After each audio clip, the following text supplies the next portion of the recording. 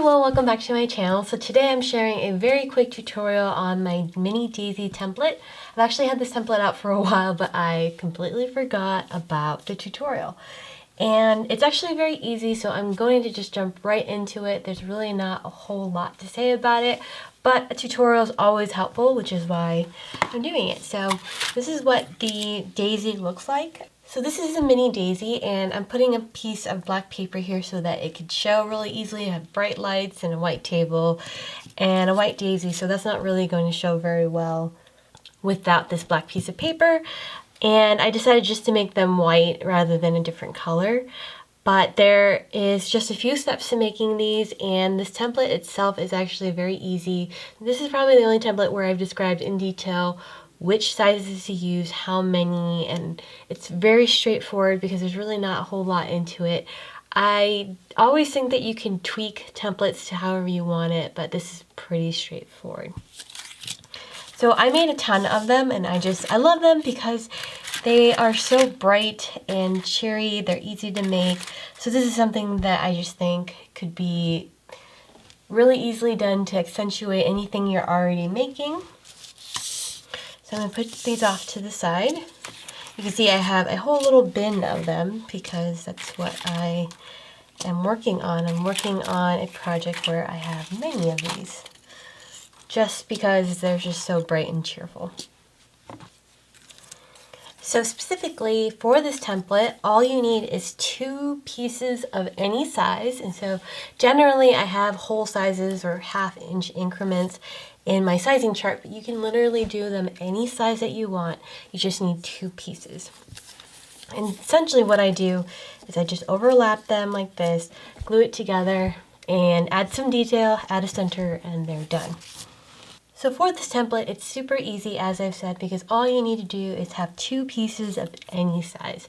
In my template, I do list actual sizes that you can use, but literally it could be 6.71 inches, and all you would need is just 2 pieces of that size. And so there's not really a whole lot to remember in terms of sizing. You can just do whole dimensions. Like this one is actually 4 inches wide, so I need 2 4-inch wide pieces.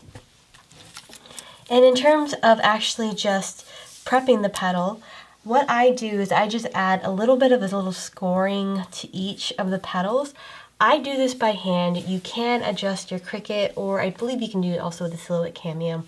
You can add a score line to it, or several, using a scoring stylus or wheel, and then that could just serve as a score lines for you. The score lines are really hard to see on camera. So the score lines are actually very hard to see on camera, and I even tried adjusting my camera to try to pick it up. It's really hard to see, although I have images on the template listing if you want to see that will show some of the detail on it. So for this tutorial, just kind of take it, with my word that there are scoring lines on this. To add scoring lines, there are so many different ways that you can do it. Basically, you can use any tool that you want that has some sort of edge. So I have used this little scraper tool from, a similar one is from the Cricut pack. This one is actually just a no-name brand, or an off-brand, I should say. And I just use the edge to add a little bit of and I just use this edge to add detail by just drawing lines on the petals. And so I actually oscillate between 2 lines here, and then I'll sometimes add 3. They don't have to be perfect. I have had people mention that their score lines are imperfect, but that's absolutely fine. It adds more character to your flowers. But if you wanted to be a little more neat, I guess, you can always add those score lines using the Cricut. So what I do from here is I do bend the petals at the base back. But what you can do if you want as well is that I also add a little bit of a curl like this. And you can do that first before bending the petal if you want, because bending it kind of makes it a little bit more susceptible to ripping.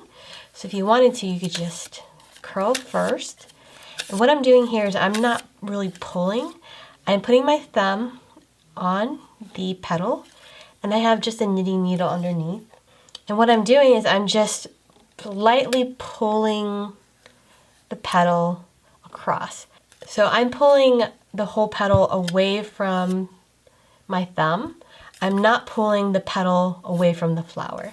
You'll have a tendency to rip the piece of paper that way, and it's not fun to have to recut everything, so that's one way you can do it. It's a very gentle motion. And then from here you can just bend the petals. So I just give it a slight bend. I do this for both petals. So let me go ahead and just curl this. So these are actually just really quick and easy flowers to make. From here, what I do is I just stack them together and then I line them up. And what I do is I add a very slight curl at the end of each petal. What I'm doing is I have my knitting needle, I'm placing it at the very tip of the flower, and then I'm just kind of rolling it. I'm not pulling, and I'm not doing anything other than just sort of moving my finger. So it's my finger that moves and presses down, but I'm not doing any other motion. So what that does is it just flips out the tip of the flower and it adds a little more detail and it helps it sit flat. Because before we curled it so it was curling into itself, but adding that little bit of flip in the petal helps it stay still. So from here, all I do is I add glue and I offset it so that the top layer, all the petals sit in between the petals from the previous layer. And then what I do is I push all the petals up. So doing all those steps, it was really quick, but all that adds a lot of dimension to an otherwise flat looking flower. So it adds a little bit of a curve on each petal. And so it makes it look a little more dimensional. So rather than flat, it looks more like a real flower. So I'll do the same with this one. I will go ahead and just glue it together. And then from here, it's just a matter of making your center. So this is a centerpiece here, and I actually have 2 sizes in my template, but for the most part, there isn't a whole lot of resizing. I do give specific measurements on what size to use for what size flower, so there are specific numbers, but it's actually very straightforward as I've mentioned. And what I do is I just roll 7 pieces together for this size. There is a suggestion chart that shows you how many you should cut for each flower. So my recommendation is just follow that, and if you decide you want to change it a little bit, go right ahead. So now I'm just rolling the center together. So I just have a tool, it's like a quilling tool that helps me start the rolling process. And what I do is I'm just rolling. So one thing I recommend for this is that I'm gluing the strips together, but I'm not gluing them as I'm rolling. So I will show you what I mean. So now that I've gotten to the end, I'm gonna add the tiniest amount of glue that I can. It helps to have a detail tip glue gun. And then I'm taking another piece and I'm gluing the pieces together. So each strip is being glued together. I am not gluing it to what I'm rolling. And it would be helpful if you wanted, I didn't do this to start, if you just wanted to connect all the strips together, or just 3 or 4 of them together, and then you can just roll all in one strip. I'll show you why I do that. That's my 3rd piece, and this is piece number 4. So I have 4 pieces strung together, and I can just roll that. Okay, so now I'm going to add just a few more strips. So this is number 5.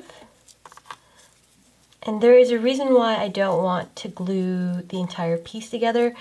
But the problem with that is that you will have to hold on to the center tightly. If you let it go, it will all unwind.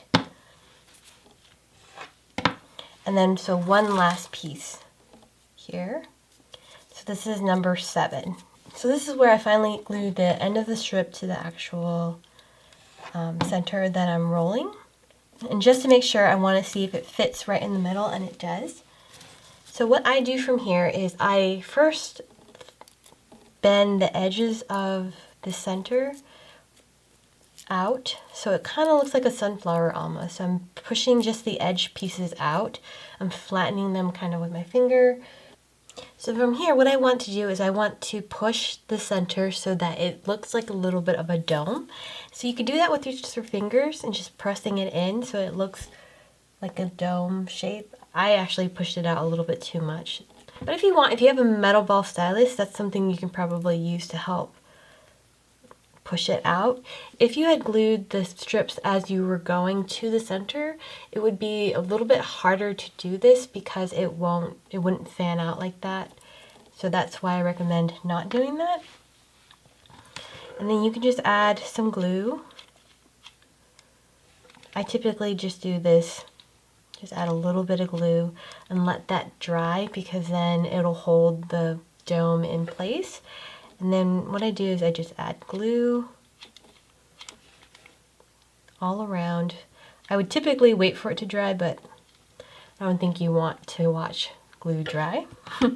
So I'm gonna go ahead and just put that on, being careful not to press the center just yet. It's not finished cooling off. But overall, that's what it looks like. So there is dimension to this flower. I keep saying that because it looks flat otherwise. And so this is something that's really easy to do, and you can just add them to any of your arrangements or anything like that. And I think it could be easily stemmed. I haven't worked on it myself, but I think that could be worked out fairly easily. So this here is my larger size. I didn't think you wanted to sit here and watch me roll the center here, but it's not hard. It just takes some time. This is about 8 inches wide, so this is using an 8.5 by 11 piece of paper. So on camera, again, it won't show it, but there are score lines all across these petals here, and it adds so much of a little, like, nice touch. But what you could do also is if you wanted to add a little bit of coloring to it, if you even just wanted to add like a light yellow or something to the petals, it would bring out those lines a lot better. So if you're making like yellow daisies, that might be something that you might be interested in. Just adding a little bit of ink will make those score lines pop out. Anyways, that's my mini daisy template. I'm going to show you really quick. So now that the glue has dried, I'm not going to press so hard on this that I might make it collapse, but I am pressing, and for the most part it's keeping its shape. I'm just flattening the tips of the petals. So just waiting for the glue to dry, it'll keep its shape here like that. Anyway, that is my mini daisy template. Let me know if you have any questions or comments down below. I will leave the link to the Etsy listing in my description box down below. Thank you so much for watching. Bye.